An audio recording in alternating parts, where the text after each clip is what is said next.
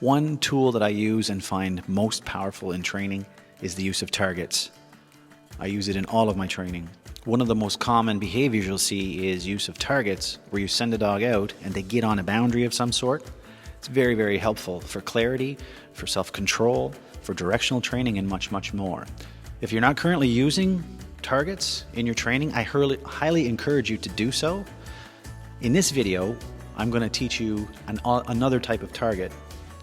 In this video, I'm going to teach you a different type of target, where instead of the dog going out to sit on a target for a boundary, a physical boundary, your dog is going to learn to go out and touch something with their nose. This is equally powerful with certain situations.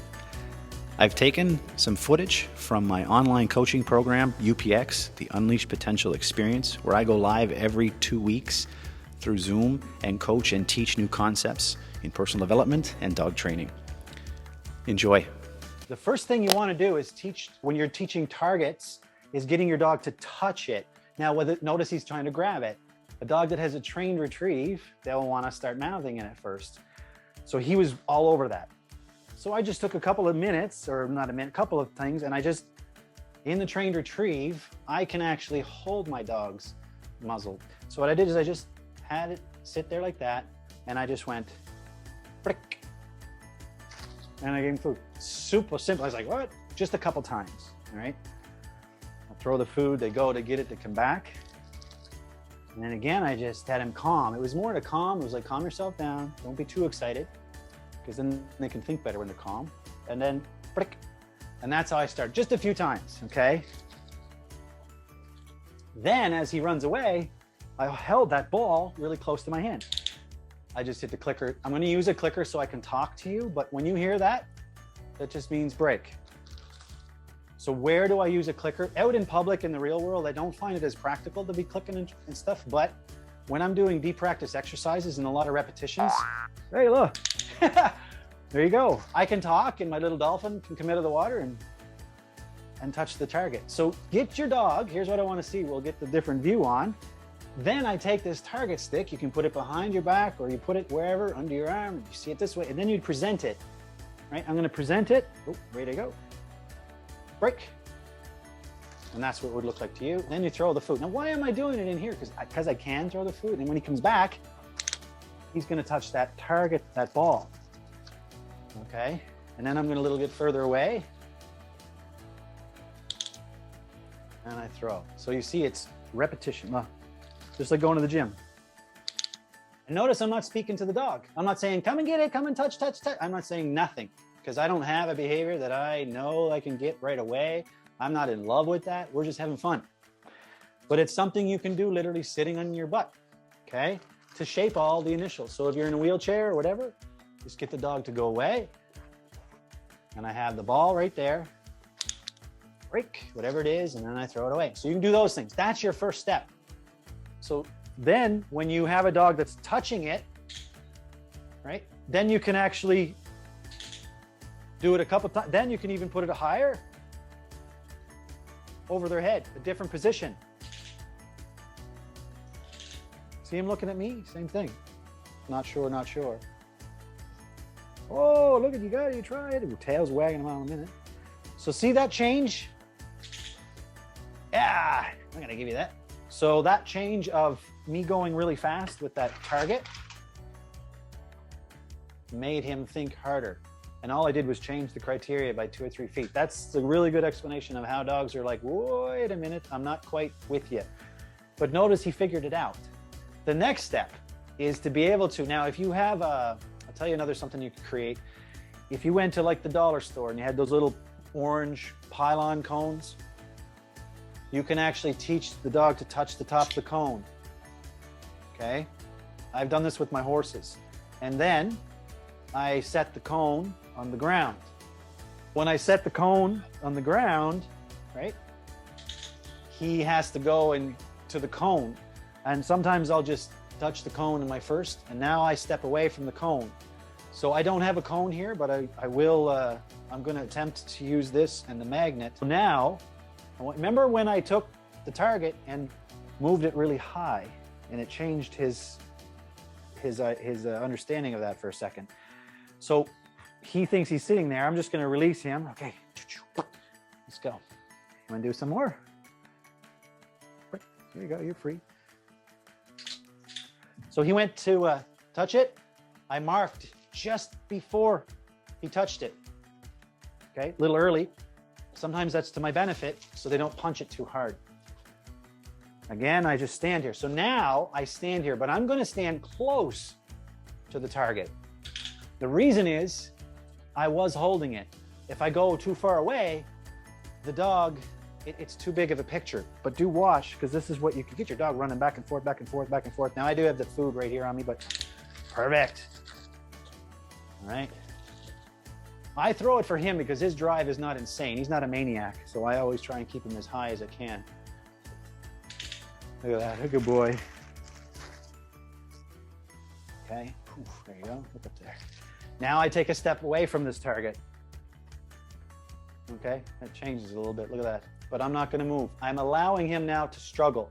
So this is stress, this is struggle, and this is trying. How do I get the food? How do I get the food? Boom, there's a very smart dog. That fell off there, no problem. He didn't hit it that hard. I could see. I'm gonna pay him.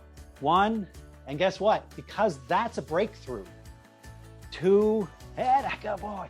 3, oh my gracious, you're such a smart dog. And 4, catch it. Let's have some fun. Okay, now, we'll do it again.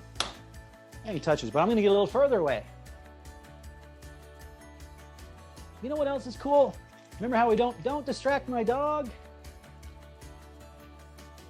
There's your restaurant, right? There's your plate. Look, oh, so there's your food. Huh.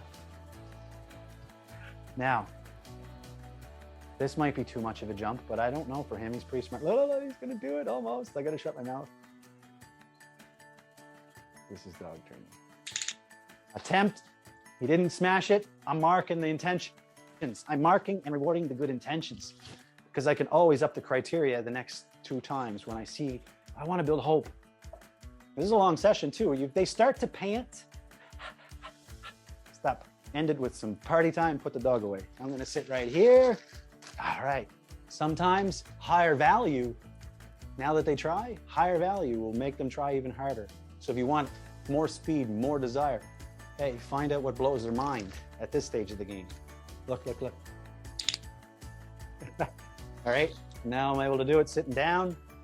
And now I can move it further and farther away. And then after by the end of the day, your dog's gonna be going shoo-boom, shoo-boom, shoo-boom, and back and forth. Let it go, boy. All right, little bits at a time. Soon I'll be over there lying in bed, training the dog.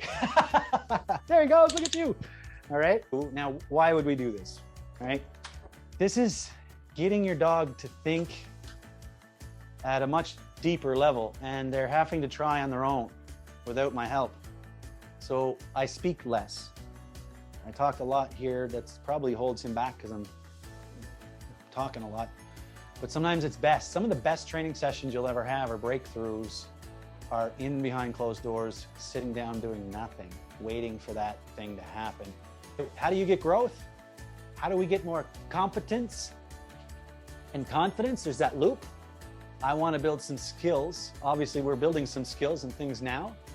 But then when I'm feeling it and I see the dogs there, it's time to kick it up a notch. It's time to put another 5 pounds on that bar so we can keep growing. Not 55 pounds, right? So where is that next step? That next step could be distance, like you've seen. That next step could be targeting to do different stuff. That next step could be just honestly changing the environment. Little things like this, whatever it is, if it's getting the dog to go and sit on a place board where you say break and then they come back to you, he's getting on something, or now it's a different space like, hey, it's no longer going to stand on a place, it's going to touch your nose to a target. And you know, a target with the little, like how they'll train, you can do so many things with targets, but here's how you can get them to close the door. So I have a door here, right? I can open that door. Now I've never done any of this stuff with him. There's stuff I will do. I can take a target, touch it there, and notice the door moves a little bit. Now I pay him. Okay. And I do it on the door again and see how it moved. Perfect. Touch again. Oh, what a good boy. Boom, boom, yeah. So what I'm doing right now with this clicker, you'll notice even if he's going close to, oh, he's even touching it. Anything just to shut that door. Woo, it's a party. And after a while, you'll be opening the doors and the dog will run by and he'll be shutting your door. Now you get the opposite to open. It's all done with the same science. So now I'm gonna really make things different. We can have some fun. I'm gonna show you the example of this food machine, okay? It's not great for raw feeders or any of that stuff. Raw works okay in it. Smaller kibbles is good, but I'm gonna put this machine here because this is what we were really working with. And when he sniffs it, when I make that beep, that little food machine, I have a remote, and when I push the button, it goes beep, just like the clicker, just like break, and he runs over there and it puts food in the bowl. So, watch this now.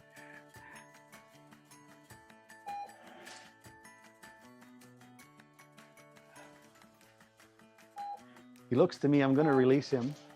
I just want him to stop thinking that he might have to stay there. You never know. So now I just sit there. Now he could, I thought he may start staring at me again. That could be a problem you can get yourself into.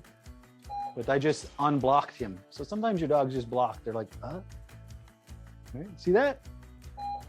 Now I can hang out with you guys and I can train my dog, and there's no excuses that I can't have people over for a beer, a coffee, or a cup of tea, or a game of cards, or a Bible study, whatever it is. Look, boom, the dog is busy.